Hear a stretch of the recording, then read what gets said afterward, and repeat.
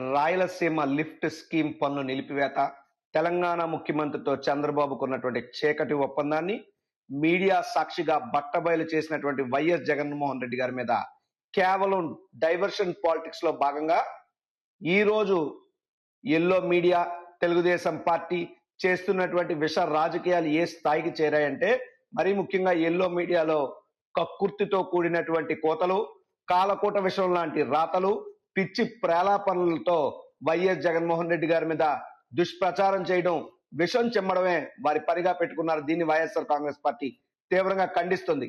నేను అడుగుతున్నా, జగన్మోహన్ రెడ్డి గారు చెప్పిన దాంట్లో వాస్తవం ఉందా లేదా అన్నటువంటిది ప్రజలకు స్పష్టంగా అర్థమవుతుంది.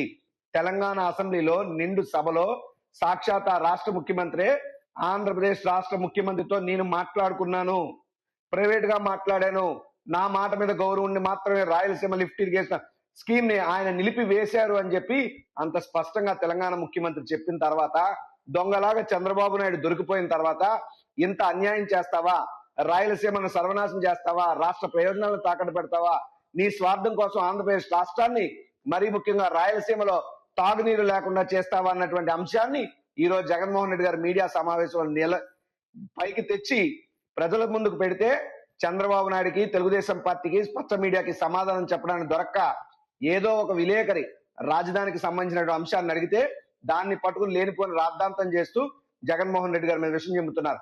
నేను అడుగుతున్నా, జగన్మోహన్ రెడ్డి గారు రాజధాని విషయంలో మాట్లాడినటువంటి ఏ అంశంలో తప్పుందో చెప్పని అడుగుతున్నా.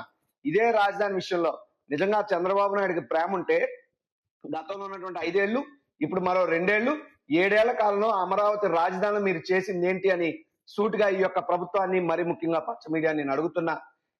ఏదైతే రాజధాని పేరు చెప్పి 50,000 ఎకరాలు తొలి రోజులో మీరు పూలింగ్ చేశారు, కనీసం ఇప్పటి వరకు ఆ రైతులకు రిటర్నబుల్ ప్లాట్స్ రిజిస్ట్రేషన్ ఒక కొలికి రాకముందే మళ్ళీ దశ మీరు మళ్ళీ పూలింగ్ కి సిద్ధపడతా ఉన్నారు. ఎక్కడన్నా భూ ప్రపంచం మీద ఉందా? 1 ఎకరా డెవలప్మెంట్ కి 2 కోట్ల రూపాయలు ఖర్చు పెట్టినంత పెద్ద పరిస్థితి ఎప్పుడైనా ఉందా? డైరెక్ట్ గా అమరావతి పేరు చెప్పి డబ్బులు దోచుకోవడం, దాచుకోవడం తప్పితే వేరే చెయ్యట్లేదు. ఇంకా చూస్తే అమరావతిలో గతంలో మీరు అధికారంలో ఉన్నప్పుడు 5,500 కోట్లతో డెవలప్మెంట్ చేశామన్నారు, కానీ శూన్యం. మళ్ళీ ఇప్పుడు అధికారంలోకి వచ్చి సుమారు 2 ఏళ్ల కాలంలోనే 50,000 కోట్లు లైనప్ అన్నారు, కాంట్రాక్ట్లు అన్నారు, మొబిలైజేషన్ అడ్వాన్స్ అన్నారు. అక్కడ పనులు చూస్తే శూన్యంగా కనబడుతున్నాయి.